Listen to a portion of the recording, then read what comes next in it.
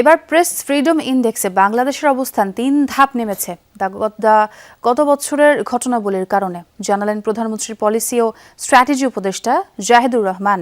আগামী বছর র্যাঙ্কিংয়ে বাংলাদেশ ভালো অবস্থানে থাকবে বলেও প্রত্যাশা করেন তিনি।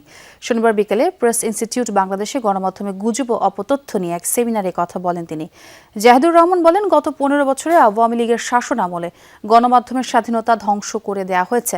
এ সময় আলোচকরা বলেন, অপসংবাদ বন্ধে শাস্তির ব্যবস্থা চালু করতে হবে। পাশাপাশি কোনো গণমাধ্যম ভুল সংবাদ প্রকাশ হলে সেটা নিয়ে যেন ক্ষমা চাওয়া হয়, সেটাও নিশ্চিত করতে হবে।